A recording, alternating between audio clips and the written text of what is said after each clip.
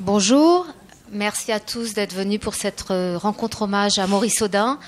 Maurice Audin, donc professeur de mathématiques à l'université d'Alger, militant du Parti communiste algérien, militant anticolonialiste qui a été arrêté le 11 juin 1957 pendant la bataille d'Alger par l'armée française. Alors qu'il était chez lui, qui a été conduit dans un immeuble en construction d'Albillard pour être torturé et qu'on n'a plus jamais revu vivant. Il avait 25 ans et c'est le seul Européen à avoir été ainsi arrêté et torturé et qui a disparu dans les mains de l'armée française, même s'il y a eu évidemment des centaines d'Algériens qui ont subi le même sort. Et plus de 60 ans après sa disparition, personne ne sait exactement ce qui s'est passé. Il y a eu différentes hypothèses qui ont été établies, qui ont été soulevées, mais la seule certitude, c'est qu'il a été tué par l'armée française. Et donc voilà. Et l'armée française n'a jamais donné de version qui soit conforme à la réalité. Donc avec moi, Michel Audin, professeur de mathématiques à l'Institut... Ah, vous y êtes plus. Donc ancienne professeure de mathématiques, membre de l'Olipo, qui a été créé par Raymond Queneau et qui a écrit de nombreux ouvrages remarqués, dont un très bel ouvrage sur son père, Maurice Audin, qui s'appelle Une vie brève, qui est paru aux éditions Gallimard en 2013 et qui est maintenant disponible en folio. Alsa Kadri, qui est historien, spécialiste du Maghreb et des relations Maghreb-Histoire et professeur émérite, et qui avait signé notamment l'appel des 171 en 2014 pour appeler à la vérité sur la mort de Maurice Audin. Et Cédric Villani, mathématicien également, comme Michel Audin et comme Maurice Audin, qui a eu la médaille Fields en 2010, qui est maintenant député de La République En Marche pour la 5e circonscription et qui est aussi président de l'Essonne, et qui est aussi président du jury du prix Maurice Audin. Voilà. Donc je vais d'abord passer la parole à Michel Audin pour évoquer devant vous la vie brève de Maurice Audin. Oui. Merci beaucoup d'être venu. Donc, je vais juste vous évoquer un peu la biographie de Maurice Audin. Donc, si vous voulez des détails, il y a ce livre dont Nathalie a parlé. Je vais commencer bêtement par la date de naissance. Donc, il est né le 14 février 1932 à Béja, en Tunisie. Pourquoi en Tunisie ? Parce que ses parents étaient en Tunisie. Pourquoi ses parents étaient en Tunisie ? Parce que son père, donc mon grand-père, était gendarme français et qu'il avait été envoyé en Tunisie dans les perspectives politiques que la France menait en Tunisie à ce moment-là. Pourquoi ils se sont retrouvés là ? Donc mes grands-parents étaient, les parents de mon père son père venait d'une famille d'ouvriers lyonnais, sa mère venait d'une famille de paysans, disons colons algériens, mais d'origine française. Et puis ils se sont rencontrés. Elle était femme de chambre, il était à l'ordonnance du capitaine. Qui était le mari de la dame dont elle était la femme de chambre. Ils se sont rencontrés, ils se sont aimés, ils se sont mariés, et ils ont eu des enfants, dont quelques-uns sont morts, comme les bébés mouraient à l'époque, et dont mon père, qui est né donc en 1932 à Béja. Alors après, la politique de la France en Tunisie a un peu changé, parce qu'il y a eu le Front populaire. Et les gendarmes français ont été rappelés en France. Donc la famille de mon père, avec mon père en particulier, est allée vivre à Bayonne. Donc la photo qui est sur le livre, c'est une photo qui a été faite à Bayonne. Puis après, il y a eu la guerre, donc mon grand-père, évidemment, a fait la guerre, et puis après, il a été démobilisé en 40, et puis, tout le monde s'est retrouvé en Algérie, et c'est à partir de là que mon père a vécu en Algérie, donc je vais parler de ses études. Ce que j'essaye d'expliquer, c'est une vie assez courte, c'est 25 ans, mais il y a quand même des choses à raconter, donc je vais essayer d'en raconter quelques-unes. Comme il était fils de gendarme, il a pu être envoyé dans une école d'enfants de troupe, ce qui était une façon possible de faire des études à l'époque quand on venait d'une famille assez pauvre.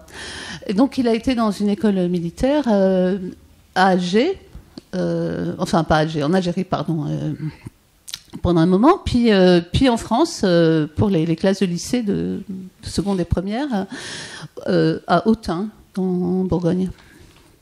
Ce qui, quand on était un gamin qui venait d'Algérie, devait être assez dur, au moins climatiquement, sans parler de l'ambiance militaire à l'époque. Donc il a été élève à Autun en 47-48. En 47 en particulier, c'était un moment, une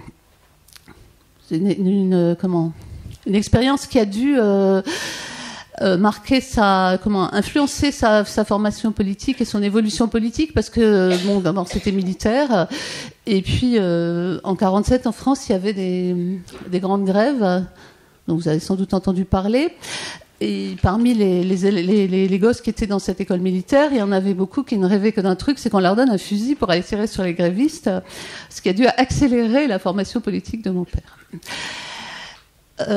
Il n'a pas beaucoup aimé cette école apparemment, et il est retourné, ses parents ont accepté de le retirer de l'école pour qu'il aille faire sa terminale, Matélème, comme on disait à l'époque, à Alger. Donc il est rentré dans sa famille et puis il a continué ses études à Alger. Il a fait donc des études de mathématiques à l'université d'Alger.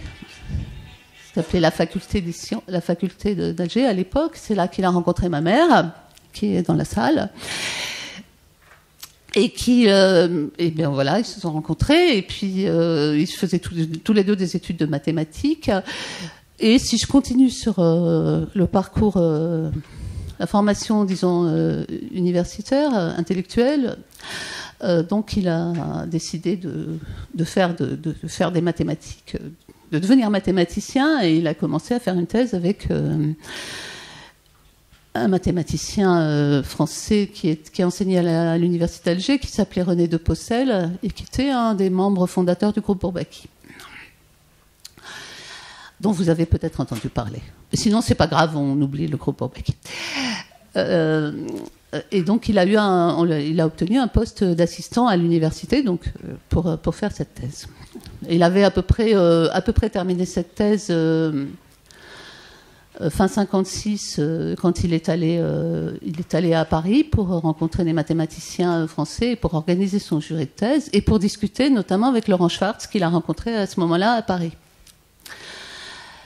Ce qui fait que Laurent Schwartz a décidé de le considérer comme un de ses élèves. Et bon, je ne vais pas raconter ce qui se passe après, mais ça a joué un rôle important dans l'histoire de ce qui s'est passé après la disparition de Maurice Audin. Voilà.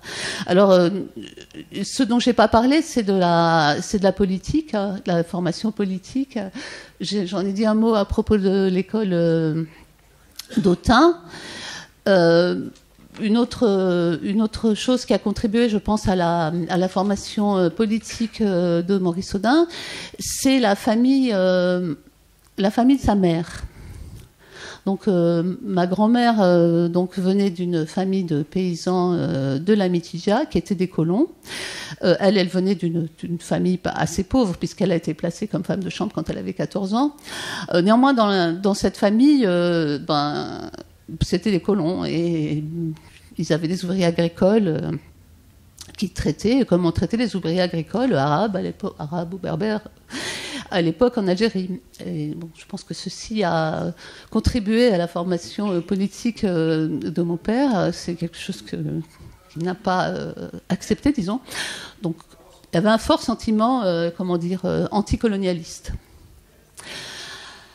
Avec ça que ma mère était membre du Parti communiste algérien quand il l'a rencontré, donc fatalement, il s'est retrouvé au Parti communiste algérien qui luttait à l'époque pour l'indépendance de l'Algérie et contre le colonialisme. C'était ça la bataille. Qu'est-ce que je peux dire encore ? alors bon, je vais pas vous raconter. Donc bon, je pense qu'Aïssa Kadri va vous parler vraiment de l'histoire. Je peux dire, il a été arrêté. Donc il avait une activité. Le Parti communiste algérien a été interdit depuis 1956. Il avait une activité qui était une activité, disons, plutôt de propagande ou d'essayer d'aider et cacher les clandestins.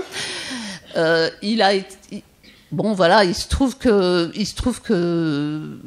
un des clandestins qui était recherché par l'armée française était caché par mon oncle et ma tante. Il est tombé malade. Mais mon oncle et ma tante ont eu on ne savait pas trop quoi faire, donc ils l'ont amené chez mes parents. Là, on a fait venir un médecin qui était un médecin communiste. Et puis, ce médecin, ensuite, a été arrêté. Et sans doute, il a parlé. Il a été torturé. Et sans doute, il a parlé. Et puis, il a dit... Enfin, c'est pas sans doute, parce qu'il a raconté lui-même. Il l'a dit lui-même. Hein, et donc, il a dit où il avait soigné ce communiste algérien. Et c'est comme ça que les paras se sont retrouvés chez nous. Voilà, donc il a été arrêté le soir, le 11 juin 1957, et puis voilà. Et puis pour moi, l'histoire s'arrête là. Tout ce que j'ai à dire de l'histoire, ça s'arrête là. Donc Aïssa Kadri va nous parler de l'affaire Audin pour reprendre le titre du livre de Pierre Vidal-Naquet, paru en 1958. Merci Nathalie, bonsoir. Je dois dire... l'honneur et l'émotion de... Pardon ? Ah oui, bonjour.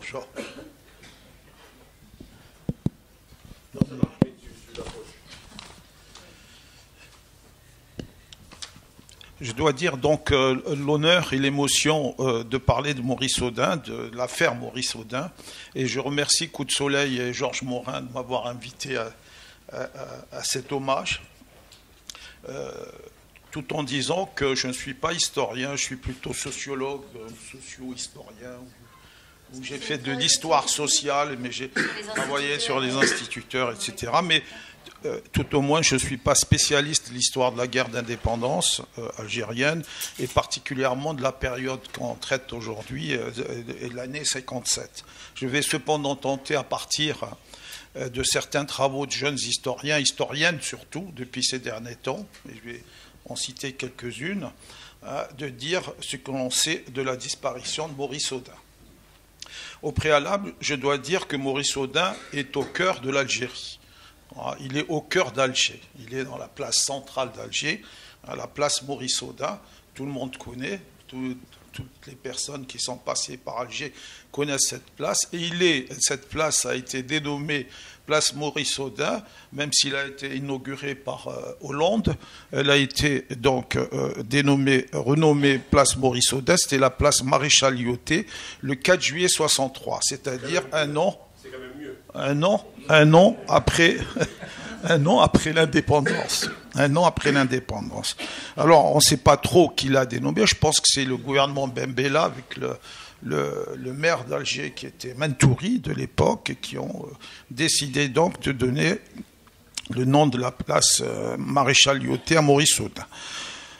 Audin, donc au-delà de la personnalité du jeune militant, c'est pour les Algériens un lieu de mémoire. Et ce lieu de mémoire, visité par les chefs d'État français, Hollande, Macron, etc., n'a pas permis de restituer la vérité historique du côté français, ni de restituer du côté algérien pleinement leur place aux Algériens européens, qu'on appelait les Européens d'Algérie, dans leurs engagements pour l'indépendance algérienne. Donc des deux côtés, il y a une certaine, disons, occultation de cette place. Ce lieu de mémoire dit quelque chose en sourdine de l'histoire de ces Algériens, dits européens et juifs, qui se sont engagés contre toutes les injustices, à côté de ce qu'on a appelé les indigènes musulmans ou les musulmans d'Algérie. C'est une histoire donc qui est sinon tue, du moins toujours discrètement évoquée à l'occasion du décès de l'un ou de l'autre survivant, sans que leur place ne trouve une reconnaissance complète de leur engagement. Du moins en Algérie, c'est à l'occasion des décès et des retrouvailles au niveau des cimetières qu'on se souvient qu'il y en a eu qui ont aidé à l'indépendance algérienne, qui ont soutenu, qui sont engagés pour l'indépendance algérienne. Pour beaucoup de jeunes Algériens, Oudin, c'est plus une place au centre d'Alger, et ensuite, vaguement, pour certains autres, et notamment même, voire les générations anciennes, un martyr de la Révolution. On peut dire, Oudin est un martyr. Il est donc emblématique de celles et ceux nombreux qui ont choisi la voie de la justice, celle de la fraternité, de l'égalité, de la liberté, souvent disparus avec leurs compatriotes musulmans dans les mêmes circonstances, comme par exemple, et tout à l'heure Nathalie faisait allusion aux instituteurs donc assassinés par les commandos OS le 15 mars 62 à Château-Royal à Ben Aknoun, et je cite les trois Européens, Robert Aymar, Marcel Basset, Max Marchand, trois Algériens, Mouloud Ferraoun, Salah Daoudia et Ali Hamouten, donc assassinés à 4 jours du cessez-le-feu. Et d'autres personnalités qui ont disparu dans le même contexte, notamment Ali Boumedjel, Arbi Ben Mehdi et j'en passe. Maurice Audin donc est ainsi le symbole même des apories, des contradictions, des blocages, des autismes qui caractérisent les rapports franco-algériens. Ainsi, la vérité historique sur son assassinat sera un moment fort, un moment clé, me semble-t-il, dans le dépassement de ces blocages et un pas vers la reconstruction de relations franco-algériennes apaisées. Parce qu'il représente la part emblématique de la France des droits de l'homme que beaucoup d'Algériens séparés d'instinct de la France coloniale. Parce qu'il lie et interroge par sa mort les deux pays à travers les non-dits de cette guerre qui a pris par certains côtés les caractéristiques d'une guerre civile. Cette vérité historique permettra par ailleurs d'avancer sur le dossier de milliers de disparus algériens, notamment pendant cette dite bataille d'Alger, ceux disparus dans la bataille d'Alger, qui sont autour de 3000 à 3200 Algériens disparus en 1957. Un certain nombre d'éclairages portés surtout par des témoignages jusque-là. Les archives du ministère de la Défense n'ayant pas permis en leur état d'avancer sur cette connaissance, des témoignages donc ont permis de savoir un peu plus sur cette disparition lors de cette funeste journée du 11 juin 1957, et les derniers développements laissent penser que les choses évoluent vers une reconnaissance de l'assassinat du jeune militant. Que sait-on aujourd'hui de cette histoire sur le plan historique? Je dirais pas grand-chose sur le plan de l'histoire, seulement des témoignages, toutefois de première main. On le sait, Maurice Audin est arrêté chez lui le 11 juin 1957 au cours de ce qu'on a communément appelé la bataille d'Alger. Il décède à une date inconnue à ce jour. Le lendemain, le 12 juin, c'est au tour de Henri Alec d'être arrêté, torturé par les parachutistes au CTT, Centre de triage et de transit d'El-Biar, où il y est interné près d'un mois. Par Henri Alec, on sait que Maurice Audin a été détenu au CTT d'El-Biar. Dans son ouvrage La Question, il évoque une longue rafale de mitraillettes qu'il entend alors qu'il s'apprête à quitter le lieu. Il pense qu'il s'agit de son ami Maurice Audin, mais sans en avoir la certitude. Selon Paul Ossarès, Maurice Audin était bien au CTT d'El-Biar.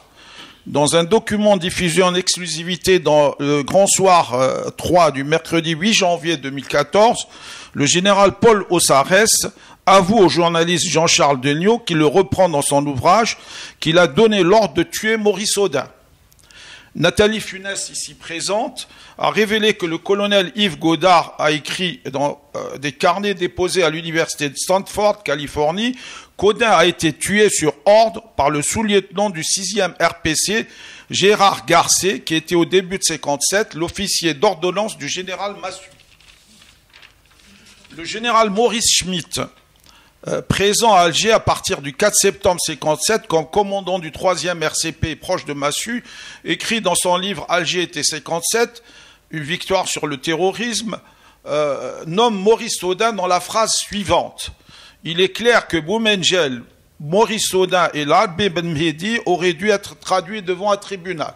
C'est-à-dire, il les somme dans la disparition. Nous avons là un faisceau de témoignages d'importants acteurs de premier plan. Quant au contexte historique, il est bien connu grâce à de nombreux travaux historiques de Raphaël Branche, Sylvie Thénault, Fatima Beznassi Lonkou, François Nadira, Gilles Manseron et d'autres jeunes historiens et historiennes, Nathalie Funès ici, oui, même si tu as fait un peu d'histoire, que je ne pourrais tous citer ici. Les historiens, cependant, manifestent des difficultés à repérer les disparus de la bataille d'Alger qui sont nombreux. Le nombre d'arrestations est exceptionnellement important pendant l'année 57. En quelques mois, de janvier à juin 57, des milliers de suspects sont arrêtés. Plus de 3200 d'entre eux disparaissent définitivement. Ces hommes et ces femmes arrêtés par des militaires ne sont pas déférés devant la justice, mais d'abord enfermés dans des camps connus sous différentes appellations. Je renvoie au travail de Fatima Besnassi Lankou sur le CICR et la guerre d'Algérie. Ce sont les centres de groupement, des centres de transit, des centres de tri, des camps dits de triage, des centres de triage et d'hébergement provisoire, des centres d'interrogatoire. Il y en avait près de 200 en Algérie, répartis sur tout le territoire. Ils sont directement rattachés aux 4 corps d'armée. Alger, Constantine, Oran, territoire du Sud. Près d'une trentaine se trouvent dans l'Algérois et dépendent du corps d'armée d'Alger. El Biar, où Maurice Audin a été présenté, en faisait partie. Dans la question, Henri Alleg le nomme centre de tri, alors que c'était un CTT. Que sait-on d'El Biar, de ces CTT dont fait partie, que sait-on, pardon, de ces CTT dont fait partie El Biar où a disparu Maurice Audin? Improvisé progressivement par les militaires sans qu'il soit possible de les compter ou de les dater avec précision, les CTT répondent à des besoins d'ordre militaire. Ils permettent de détenir temporairement des personnes suspectées de soutenir le mouvement indépendantiste ou des membres de l'ALN arrêtés dans des combats militaires. Théoriquement, ces personnes sont ensuite présentées à la justice, alors que ces camps existent dès les premières années. Il faut attendre le 11 avril 57 pour que Robert Lacoste leur donne une existence légale par un décret dans lequel il délègue au préfet son pouvoir d'assignation à résidence en leur permettant de la subdéléguer aux autorités militaires. Si l'on revient à la thèse de Fatima Besnassi Lankou sur le CICR, que disent les archives du CICR? C'est important de le savoir parce que ce CTT d'El Biar n'existait pas, du moins officiellement. Selon le Comité international de la Croix-Rouge, l'arrêté de Robert Lacoste n'a pas permis d'assainir la situation et continue après 57 à échapper à leur contrôle et au contrôle des autorités civiles. À l'époque des faits, juin 57, le CICR effectuait sa 4e mission, mai à juillet 57, sur le territoire algérien pour contrôler les conditions de détention des prisonniers. Avant de commencer leur visite, les délégués étaient censés recevoir la liste exacte des prisons et des camps détenant des prisonniers liés aux événements. Sur la liste des lieux qu'ils reçoivent, du responsable militaire du gouvernement de l'Algérie, le CTT d'El Biar n'y figure pas. En décembre 57, alors que les délégués effectuent leur 5e mission, les délégués découvrent sur la liste remise par le gouvernement général le CTT d'El Biar, c'est-à-dire après l'événement, c'est-à-dire la disparition d'Audin en juin 57. Ils le visitent et le contrôlent, mais il est trop tard pour l'affaire Maurice Audin. Ils découvrent alors que les militaires leur cachent de nombreux autres lieux d'internement.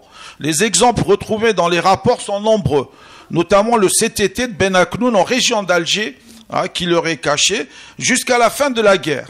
Le CICR fera le même constat. En août 59, le CICR mesure l'étendue et il écrit « Il y aurait d'autres centres et camps dans cette région dont les préfectures ignorent l'existence, même pour la simple raison que les détenus y sont gardés par des unités militaires. Ce qui est certain, c'est que la situation ne fait que se détériorer. » Pourquoi les militaires n'ont-ils pas permis au CICR de contrôler le CTT d'El Biar lors de la mission de mai à juillet 57? L'hypothèse qui semble la plus plausible pour les historiens est que le centre d'El Biar se servait également de centre d'interrogatoire et de torture, ce qui n'est pas le cas des autres CTT, ce qui n'était sans doute plus le cas en décembre, lorsque les délégués du CICR le visitent. Seuls quelques individus y sont internés. On observe ainsi que le CTT d'El Biar a été sciemment caché aux délégués du CICR entre avril et juillet 1957. Autrement que les archives du CICR, il faudrait pouvoir peut-être avoir accès aux archives militaires sur ces centres, ce qu'on n'a pas pour le moment. Les Algériens, donc, comme les Français, ont besoin de savoir, au-delà des actes politiques de reconnaissance, et les dernières interventions présidentielles laissent augurer des reconnaissances sur des points aveugles ou oblitérés de la guerre, il y a, me semble-t-il, plus que jamais nécessité d'ouvrir les archives et de permettre et d'accompagner un travail croisé d'historiens des deux rives pour un dépassement de l'antagonisme des mémoires, voire d'une guerre de mémoire, toujours là, vers des mémoires partagées. Cela appelle à des approfondissements de recherche historique partagée, à ce que des deux côtés de la Méditerranée, les jeunes générations se saisissent de cette histoire pour l'objectiver. Au-delà de la vérité des faits dans le cas présent, et il y a nécessité d'avoir les faits, hein, et ça transparaît à travers les témoignages. Je pense que si on va plus loin dans les archives, ce sera assez aveuglant. Donc au-delà de la vérité des faits, l'enjeu majeur pour parvenir à un apaisement du contentieux mémoriel entre la France et l'Algérie est d'écrire une histoire de la mémoire de la guerre d'Algérie en prenant en compte les interactions existantes entre la société française et la société algérienne, dans le cadre, non pas d'une guerre de mémoire, mais d'une histoire partagée, d'une histoire connectée des mémoires de la guerre d'Algérie. Je vous remercie pour votre écoute.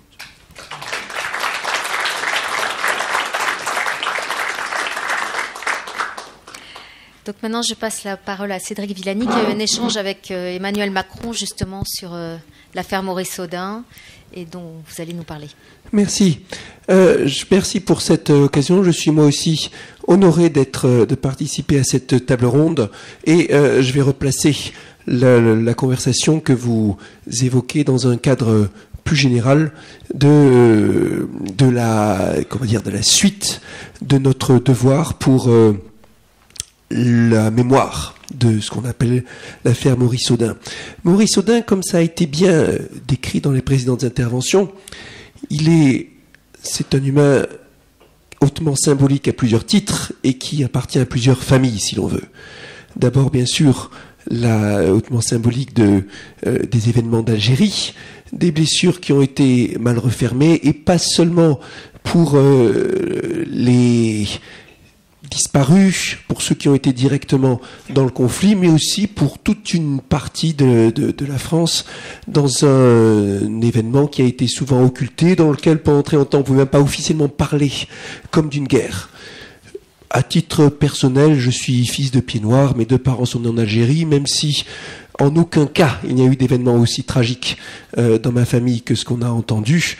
Le retour en France a été vécu comme une blessure, et comme tant d'autres, c'est venu avec de l'incompréhension, du rejet de la part des Français, et ainsi de suite. Plein d'autres blessures viennent avec les événements d'Algérie, comme le terrible souvenir des harkis, et bien d'autres. Et quand on va en Algérie, j'ai fait le voyage à 4 reprises, c'est très frappant de voir comme ce souvenir est pesant et paralysant parfois, quand il revient sans cesse dans des cérémonies officielles, à tel point qu'on se dise comment va-t-on faire pour sortir de là et avancer. Donc il y a, à travers le cas de Maurice Audin, tout un pan de notre histoire que nous n'avons jamais été capables de refermer de la façon qu'il fallait. Ensuite, Maurice Audin, bien sûr, c'est le symbole de quelqu'un qui se bat pour ce qu'il estime être juste, et qui se bat pour cela avec un courage qui force l'admiration. Ça a été dit, à 25 ans, franchement, chapeau. Et puis, dans un symbole de fraternité, puisqu'il se retrouve martyr pour une cause qui n'était pas celle à laquelle son origine naturelle l'aurait prédisposé, disons, quelqu'un qui appartient au genre humain avant tout. Et puis Maurice Audin, c'est aussi un mathématicien, quelqu'un qui croyait dans le pouvoir de la science, du langage universel qui était la mathématique. C'était important pour son œuvre mathématique était jugée suffisamment importante par ses collègues mathématiciens pour qu'il fasse soutenir la thèse en l'absence de l'impétrant. Procédure rarissime et ô combien symbolique. Et selon ces trois axes, il y a évidemment des choses à faire autour de Maurice Audin. Excusez ma voix, je sors d'une pharyngite douloureuse, ça arrive. C'était à son paroxysme précisément il y a quelques jours quand j'étais à Algérie pour une autre commémoration. Et ce sont les aléas du métier dans mon genre de fonction où l'on parle beaucoup. Il y a deux grandes choses à faire, bien sûr, quand on est face à un événement douloureux du passé. L'un, c'est penser les plaies du passé, et l'autre, c'est construire l'avenir. Et il faut à chaque fois travailler sur les deux. Les collègues mathématiciens de Maurice Audin ont tenté de travailler sur les deux à la fois, avec la première mouture du prix Maurice Audin, qui était à la fois un prix mathématique et un prix militant pour la reconnaissance du sort de Maurice Audin. Et on a vu par la suite que c'était une mauvaise idée de faire les deux à la fois. La formule a fait faillite, si l'on veut, quand le prix a été décliné par l'un des récipiendaires, disant qu'il n'avait nulle envie de se retrouver dans une question politique et qu'il était temps de oublier ce qui s'était passé. Et le prix a été rené de ses cendres quand mon collègue récemment décédé, Gérard Tronel, a repris le flambeau et a reconstruit les choses et a travaillé sur la séparation des deux. D'un côté, un prix, qui est un vrai prix scientifique avec aucun adossement politique. De l'autre côté, une association qui milite pour la reconnaissance de l'affaire Audin, de Maurice Audin, du sort de Maurice Audin et pour des excuses. Et les deux, évidemment, étant liés, mais quand on attribue le prix, c'est un prix qui est clairement attribué pour des travaux scientifiques et avec aussi une question d'ouverture et de coopération internationale. Le prix Audin ne venait pas avec une somme d'argent, mais juste avec la possibilité de faire un voyage. 2 lauréats à chaque fois, un lauréat français, un lauréat algérien. Pour le lauréat algérien, un voyage payé scientifique payé en France. Pour le lauréat français, un voyage payé en Algérie. Et prime donnée à la coopération scientifique. La formule a pris continue toujours à fonctionner. Des mathématiciens de haut niveau ont été distingués. Le tout dernier lauréat, côté français, Ngo Bao Chao, qui recevait la médaille Fields en même temps que moi en 2010. Ce qui vous montre que le prix s'est maintenu à un niveau de haute recherche internationale. Et les cérémonies se font à la fois en France et en Algérie, ce qui est à chaque fois l'occasion pour des mathématiciens de se rencontrer de part et d'autre de la Méditerranée. Le montage administratif continue à être en cours de formation. L'Institut Henri Poincaré, que j'ai eu l'honneur de diriger pendant 8 années, a accepté avec enthousiasme d'être l'institut auquel le prix serait adossé. C'est en partie la raison pour laquelle j'ai présidé jusqu'à aujourd'hui le jury du prix Maurice Audin. Je le préside encore jusqu'à ce qu'on décide si je transmets cette présidence de jury à ma successeur à l'Institut Henri Poincaré ou si c'est encore une autre personne qui prend la présidence. L'essentiel pour nous étant la pérennité du prix et le fait qu'il continue à être attribué dans le même esprit avec lequel il a été refait, à savoir travail pour la science, dialogue universel, coopération entre France et Algérie, mais plus généralement coopération, et puis insister sur la jeunesse, le prix étant attribué en priorité à des lauréats de moins de 45 ans. Extrêmement important pour les raisons qu'on sait. J'en redirai quelques mots sur la reconstruction de la science en Algérie. Maintenant, pour la question de la reconnaissance. Il y a l'association dont je parlais, il y a eu de nombreuses initiatives, il y a eu aussi l'action menée par la famille Audin, menée par feu maître Roland Rapaport, avocat extrêmement impliqué, 60 années durant. Il est décédé tout récemment et c'est incroyable quand on se dit que de telles affaires ont pu rester, être remué sans arriver à trouver conclusion pendant 60 ans. Pendant longtemps, la version officielle de la France était une réelle version défensive, reprenant la thèse selon laquelle Maurice Audin s'était évadé durant sa rétention, qu'il devait être considéré comme déserteur, et qu'on n'avait pas de nouvelles de lui. Et je vous dis, franchement, évidemment, si c'était pas aussi tragique, ça ferait rire, simplement, tellement cette thèse avait perdu toute crédibilité.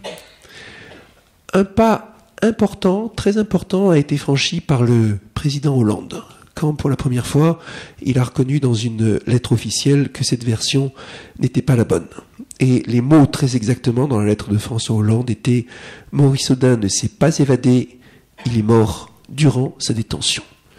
Le président Hollande n'allait pas plus loin, est allé sur la place Maurice Audin, ce qui était un geste symbolique important, s'était entretenu avec Josette Audin également. Et puis, autre chose importante qu'il avait fait cependant, c'était la demande de l'ouverture des archives, qui avait commencé, qui a continué. J'ai eu l'occasion de m'entretenir directement de ce sujet avec Jean-Yves Le Drian, à l'époque ministre de la Défense, aujourd'hui ministre des Affaires étrangères. Et puis, il y a eu changement de président, est arrivé le président Macron, qui durant sa campagne a fait un discours très remarqué et qui a lancé une polémique à Alger, la polémique montrant aussi que nous sommes toujours sur des plaies qui ne sont pas refermées et un sujet extrêmement sensible. J'ai eu l'occasion, dans la foulée du discours du candidat Macron à l'époque, de m'exprimer aussi publiquement sur le sujet, de faire une interview au journal Liberté en Algérie, avec qui j'avais été en contact dans le cadre de dans le cadre du prix Maurice Audin, et dans certaines des réactions qui ont suivi et dont j'ai été cible, ça m'a montré aussi que c'est un sujet qui reste difficile à aborder en public et une question sur laquelle nous devons définitivement, absolument progresser. J'ai eu l'occasion récemment de m'entretenir directement avec le président Macron. C'était à l'occasion du voyage de la visite officielle en Chine. Et puis j'ai eu l'occasion également de m'entretenir avec Sylvain Faure, responsable des discours du président, pour vous dire maintenant quel est l'état de la situation. En premier, l'État considère que une fois toutes les archives ouvertes, toutes les archives officielles connues, ouvertes, aucun élément définitif, concluant, n'est là pour nous informer sur les circonstances exactes du décès de Maurice Audin. Ce qui ne veut pas dire que les documents n'existent pas, mais simplement que pour l'instant, dans les archives officielles et dans toutes les recherches qui ont été faites par l'État, ils n'ont pas été trouvés. Deuxièmement, le président Macron souhaite aller plus loin que le président Hollande en la matière, en premier lieu pour faire part publiquement de son intime conviction que Maurice Audin a été bel et bien assassiné par l'armée française. En troisième lieu, que les archives resteront ouvertes à tous et que l'État ne souhaite plus donner sa version officielle, ce n'est pas son rôle après tout, mais laisser la parole aux historiens. Ce que vous appelez de vos vœux, travail croisé d'historiens algériens et français utilisant toutes les archives disponibles, c'est exactement ce que le président souhaite. Et ici, il y a quelque chose d'important qui est au-delà de l'affaire Audin en particulier et de l'affaire d'Algérie. C'est pas à un État d'écrire l'histoire, bien sûr. C'est le travail des historiens. On dira évidemment comment décider quel historien s'il y a des versions contradictoires, mais c'est la même problématique qu'en science. Quand un consensus finit par s'établir, quand certains travaux l'emportent sur les autres par leur sérieux, par le travail fouillé qu'ils ont fait, c'est ça la bonne approche, la bonne démarche. Et puis, on va dire que la position, cette intime conviction dont je vous parlais, il y a bien des questions qui demeurent. Par exemple, est-ce qu'on peut aller au-delà de assassiner et parler de la torture, comme certains témoignages nous le suggèrent fortement. Au-delà du cas particulier de Maurice Audin, il y a le cas bien sûr de tous ceux qui ont été torturés par l'armée française et pour lequel un travail de reconnaissance officielle collectif, si j'ose dire, me semble indispensable à un moment. Et ici, je m'exprime à titre personnel. Évidemment, il y a le cas de Maurice Audin, il y a le cas de tous les autres, dont certains sont morts, sont restés anonymes et qui étaient également d'un grand courage. Et au-delà du cas particulier de Maurice Audin, mais je crois que c'était clair dans votre intervention, il y a le fait d'arriver à s'entendre et à refermer ces plaies. Toutes les nations, sans exception, sont à un moment ou à un autre de leur histoire héroïques ou médiocres en un certain sens. Et les nations se grandissent en reconnaissant les moments où elles n'ont pas été à la hauteur et en reconnaissant, en étant d'autant plus fières des moments où elles ont été grandioses. Je terminerai sur le volet de la reconstruction officielle également. Il y a un dossier auquel est associé Maurice Audin, bien sûr, j'en ai parlé, c'est la thématique et la science. En termes de coopération entre la France et l'Algérie, le chantier scientifique à ouvrir est immense. Les institutions scientifiques algériennes, toutes sans exception, sont en difficulté, et pour certaines en difficulté grave. La démographie algérienne fait que les flux d'étudiants vont être phénoménaux. Les années noires de terrorisme ont décimé une génération de scientifiques. Les liens, les différentes, la gouvernance générale de la science est par moments très ténue, si l'on veut. Et la science, l'Algérie a plus besoin que jamais d'aide pour construire sa science. On le voit d'ailleurs en ce que les demandes de visa d'Algériens pour étudier en France, faire des études en sciences, n'ont jamais été aussi nombreuses. Les accords de coopération sont importants, sont difficiles à construire. J'ai moi-même participé pendant des années à des discussions pour l'établissement d'institutions mathématiques en Algérie, pour l'établissement d'accords de formation, de master par exemple, entre la France et l'Algérie. J'ai vu plusieurs ambassadeurs sur le sujet, certains de mes collègues s'y sont investis très fortement. En France, je pense par exemple à Mohamed Amara, président de l'université de Pau, et il y en a bien d'autres. Le chantier est immense, difficile, mais il en vaut la peine. Et j'espère que là aussi, nous saurons être à la hauteur. Voilà. Je vous remercie.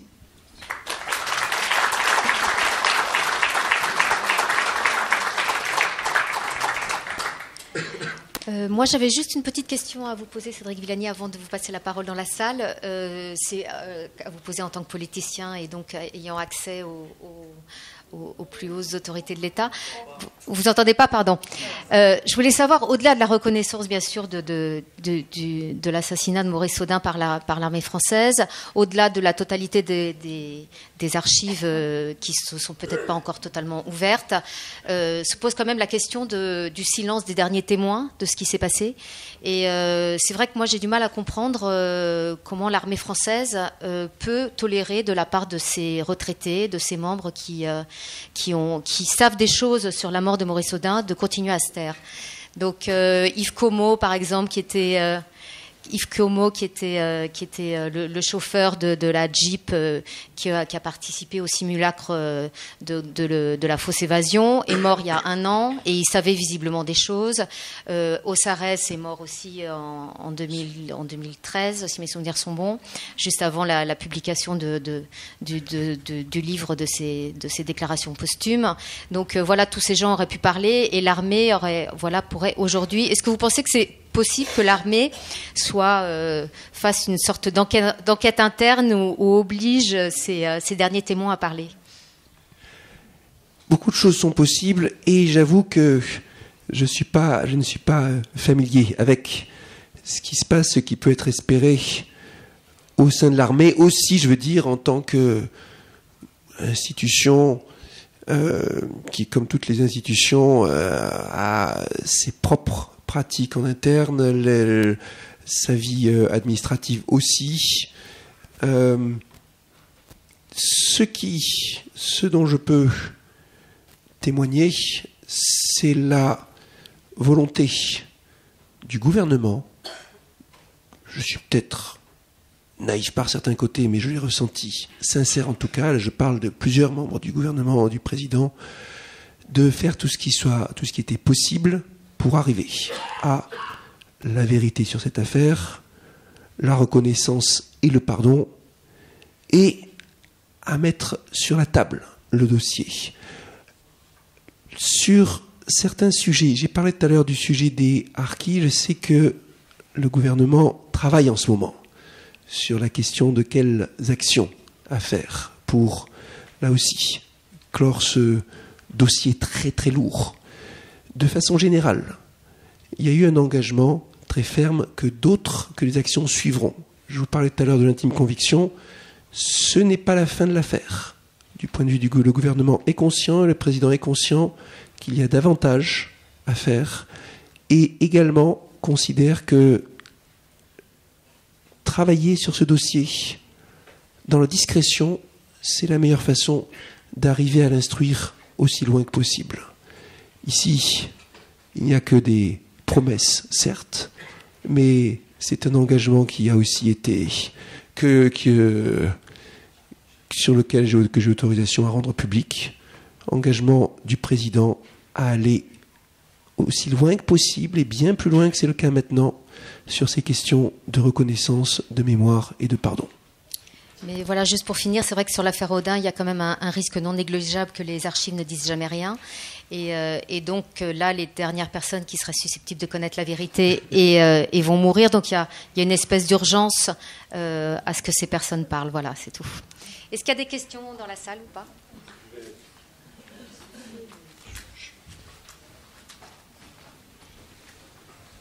Merci. D'abord pour vous remercier d'être tous là. On est très très fiers d'avoir initié cet hommage à Maurice Audin. Voilà, donc je suis moi-même pied noir et je suis constantinois. Nul n'est parfait. Mais voilà, c'est vrai que pour moi, ça a toujours été une figure extrêmement importante. Je dis comme je le disais à Charles Anderlin hier, qui était, vous savez, le journaliste franco-israélien. Je disais, vous savez, je lui ai parlé de Maurice Audin. Et je disais, voilà, ce que vous faites, évidemment, il est pas mort, Charles Anderlin, mais il est juif, il est israélien, il est français. Et je dis, vous sauvez aussi l'honneur des juifs et de l'État d'Israël, en vous battant contre les sionistes, contre les gens, contre l'extrémisme juif, etc. Et je trouve que, voilà, Maurice Audin aussi, il a, par sa mort, c'est dramatique, il a remis la France, l'honneur de la France, quelque part un peu debout. C'est des figures comme ça. Et ce que je voulais dire simplement, c'est que moi j'ai été frappé, je me rappelle après la mort de Pierre Chollet, vous avez connu évidemment la famille Chollet, toute cette famille pied noir de syndicalistes chrétiens qui ont milité pour l'indépendance de l'Algérie. Je connaissais très très bien la famille Chollet. J'ai été très frappé en allant à Alger, dans des familles d'amis algérois, ou même, je suis allé à Constantine ensuite, et notamment, je pense qu'El Watan a joué un rôle extrêmement important, par la curiosité extraordinaire, et ça c'est très réconfortant, des jeunes Algériens pour ces figures européennes ou juives de l'Algérie coloniale, qui ont justement, encore une fois, relevé, qui ont donné une autre image de la France, de la liberté, des gars. Parce que là aussi, ce qui est insupportable, c'est que notre pays, la France, en Algérie, a piétiné ces valeurs essentielles de liberté, d'égalité, de fraternité. Donc, que des gens comme Maurice Audin, pardonnez-moi, et d'autres qui ont eu d'autres engagements sans aller au sacrifice suprême, je dis que c'est quelque chose d'extrêmement intéressant de voir, encore une fois, la curiosité des jeunes Algériens pour ces figures. Voilà, merci.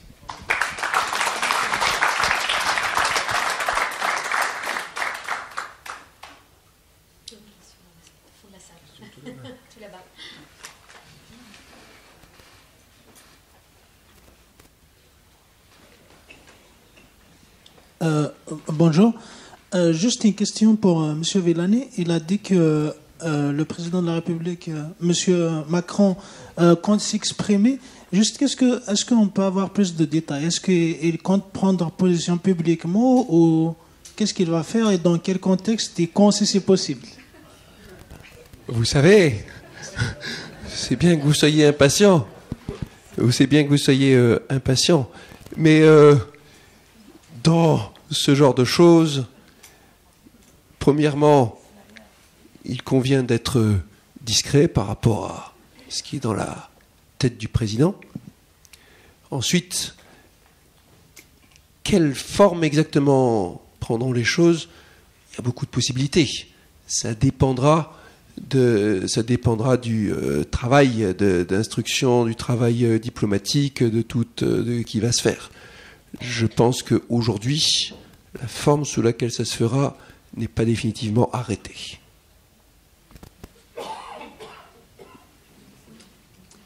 Bonjour, je suis... bonjour. Je suis algérienne et je suis juste de passage. Et j'ai été militante au Parti communiste algérien. Je voulais juste un petit témoignage. Maurice Audin était plus algérien que la majorité des Algériens, comme ses camarades d'ailleurs, Henri Maillot, Fernand Yvetot. Pour ceux qui pensent qu'on les a oubliés ou qu'on ne les reconnaît pas, ils n'ont qu'à venir les jours d'hommage. Chaque année, on est plus nombreux à leur rendre hommage. C'est vrai que moi, j'ai eu la chance de les connaître dans la clandestinité parce que j'étais dans le même parti qu'Henri Alleg, et donc on lisait cette littérature. Mais de plus en plus d'Algériens leur rendre hommage et les reconnaissent. On s'en fout des autorités, on s'en fout du pouvoir officiel. Parce que ces gens-là, il y a quelque chose qui n'a pas été dit, même si ça a été dit très rapidement par sa fille. C'est un communiste, Maurice Audin, et c'est sa cause, l'indépendance de l'Algérie. Et il est mort à peu près, ou disparu à peu près une année, presque jour pour jour, après la mort d'Henri Maillot. Et voilà. En fait, le déni, il est aussi algérien parce qu'on dénie aux communistes leur patriotisme. Donc, c'est ça qui a fait que les camarades, il y a eu aussi Raymond Péchard, ils sont si nombreux. Mais on ne les a jamais oubliés, et c'est des Algériens. D'ailleurs, je vous renvoie à la lettre d'Henri Maillot qu'il a adressée à la presse française de la métropole, parce qu'il n'avait pas confiance en la presse française coloniale. Voilà, juste pour vous dire qu'ils font partie de nous, et on s'est toujours battu pour qu'ils soient plus reconnus. C'est vrai que la place Audin, les gens ne savaient pas, mais de plus en plus de gens savent que c'était des communistes. Et c'est parce que c'était des communistes que c'était leur cause, l'indépendance de l'Algérie. Et d'ailleurs, Henri Maillot disait, en répondant à un Français qui aurait dit « Si j'étais algérien, j'aurais pris le maquis », il lui dit « Eh bien, moi, je suis algérien et ma place est auprès de mes compatriotes pour la libération de ce pays. » Donc la reconnaissance de l'Algérie pour laquelle ils se sont battus, elle est toujours de plus en plus grande. Ils sont de plus en plus reconnus, et c'est l'essentiel. C'est d'abord l'histoire qui les reconnaît. Nous, parce que les pouvoirs publics actuels ou passés, ils ne reconnaissent pas ce qui est différent, mais nous, ils sont des nôtres. Et je voulais citer quelques noms comme ça. Henri Maillot, Fernand Yvetot, Raymond Péchard, qui était la camarade aussi de Maurice Audin, qui a été assassinée par l'armée française. Au maquis, elle est morte les armes à la main, et quand elle a vu ce qu'ils ont fait, elle s'est rebellée et on l'a assassinée d'après les témoins, parce qu'elle était française et elle a défendu les Algériens. Ils ont été toujours... D'ailleurs, la mort d'Henri Maillot, c'était aussi pareil. Ils ont été plus féroces avec lui parce que c'était un Français qui se défend. Enfin, pour eux, c'était un Français, mais lui, il dit il est algérien. Et pour nous, il est algérien. Voilà.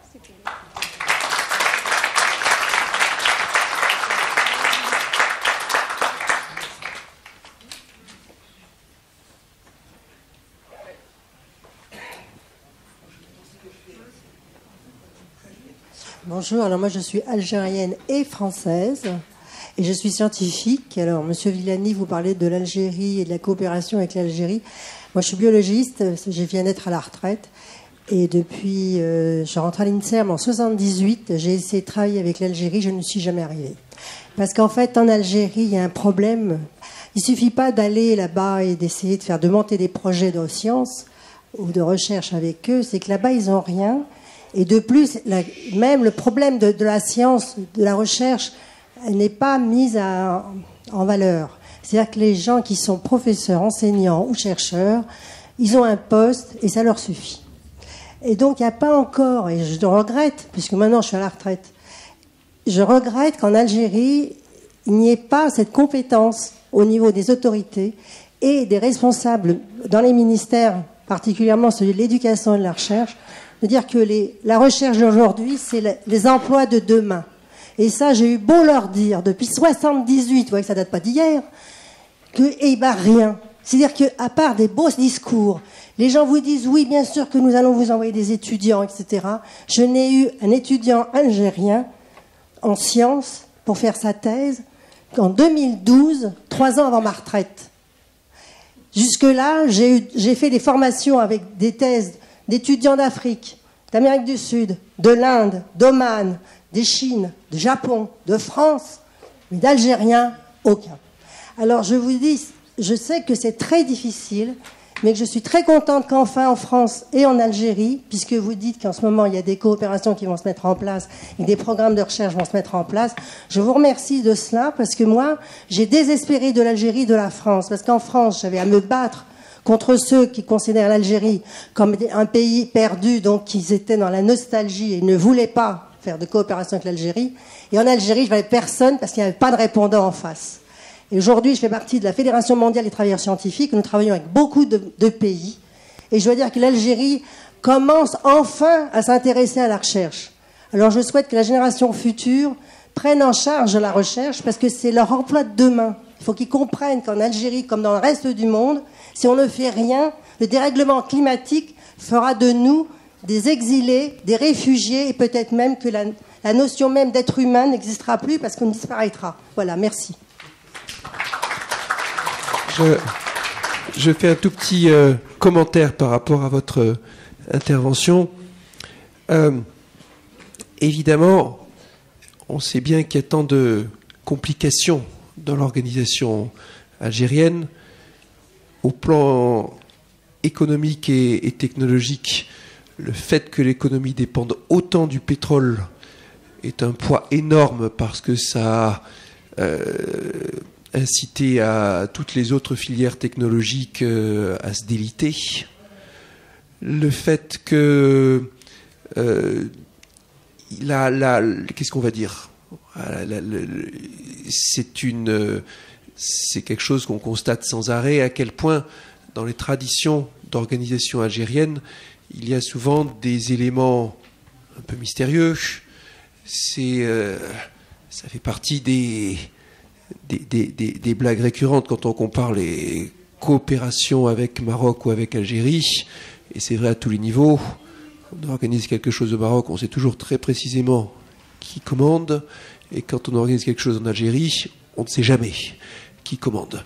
On apprend à apprécier, si on veut, cette espèce d'état de fait qui fait que il faut à chaque fois reprendre les avis de plusieurs personnes. Il y a un côté fouillis démocratique peut-être, si on veut. Mais parfois c'est complexe, très très complexe pour monter les choses. Sur des projets de tentatives de collaboration, de coopération, j'ai vu aussi parfois un projet disparaître sans qu'on comprenne pourquoi, justement, par changement de gouvernance, ou un projet stagné. Projet d'institut mathématique porté par quelques-uns de mes contacts à Alger.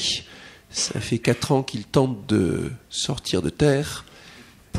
Et à chaque fois, ça se perd dans des méandres administratifs ministériels. Il faut que le ministère du Travail donne son accord pour tel statut de fonctionnaire. Il ne peut donner son accord que si un lieu est d'abord dévolu. Pour cela, il faut que tel autre ministère donne son accord. Ça peut durer très très longtemps. L'Académie des sciences algérienne a été mise en place récemment. L'Académie des sciences françaises a été mise à contribution pour aider au processus. Notre collègue Catherine Bréchignac est allée sur place, a discuté, et ainsi de suite. Une première vague d'académiciens a été élue il y a 2 ans. dans un contexte compliqué, puisque certains scientifiques, y compris des scientifiques connus en Algérie, ont appelé au boycott de cette première vague de recrutement. Pour dire qu'il y a toujours des complications. Mais enfin, la première vague a été nommée. 2 ans plus tard, ils n'ont toujours pas de locaux, pas de budget, pas de personnel. Un bureau provisoire quelque part. Tout est compliqué. Et c'est le gros enjeu que d'arriver à surmonter ces énormes complications logistiques et administratives. Bien, merci pour vos interventions. Alors, je voudrais revenir quand même sur le sujet et dire combien, pour nous, il est important. Je suis franco-algérienne, militante des deux bords, hein, et combien il est important de connaître la vérité sur Maurice Audin. D'une part, du côté algérien, c'est casser le mythe d'une guerre d'indépendance arabo-musulmane, parce que toute une génération ignore la participation justement de tous ces militants d'origine européenne, militantes et militants, qui ont participé à la guerre de libération nationale. Du côté français, c'est le mythe des bienfaits de la colonisation. Voilà. Parce que vous savez combien les passions ont été soulevées par cet article des bienfaits de la colonisation française en Algérie. Eh bien, il faut vraiment œuvrer pour casser ces mythes-là. Maintenant, je ne pense pas qu'il faille associer le problème de Maurice Audin au problème des Harkis. Ce sont deux choses tout à fait différentes. Ça, c'est vraiment... je pense que c'est tout à fait différent. C'est vrai que ça fait partie de l'histoire, mais ce sont deux choses vraiment différentes. Maintenant, je trouve que la France met beaucoup de temps à reconnaître justement ce qui s'est passé en Algérie. On ne demande pas de repentance. La repentance, d'abord, c'est quelque chose de religieux. On demande simplement que les faits de guerre soient reconnus. Quand le président Macron répond à un jeune en Algérie, un jeune de 27 ans, qui a interpellé le président Macron en lui demandant justement quand la France reconnaîtrait ses crimes, hein, je suis désolée, le président Macron a répondu « Mais moi, je n'ai pas connu la guerre d'Algérie. Je suis désolée, il n'a pas connu aussi la guerre de 1945 et il a reconnu la Shoah. » Donc, je pense qu'il y a quand même quelque chose à faire de ce côté-là. Je vous remercie.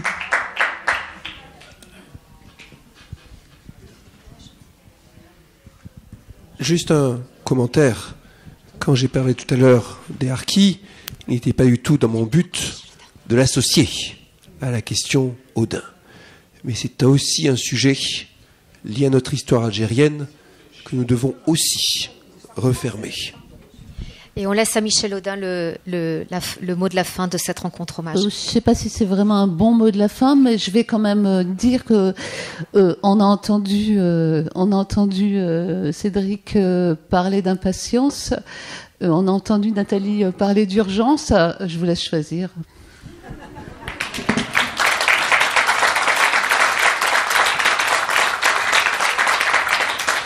Merci à tous.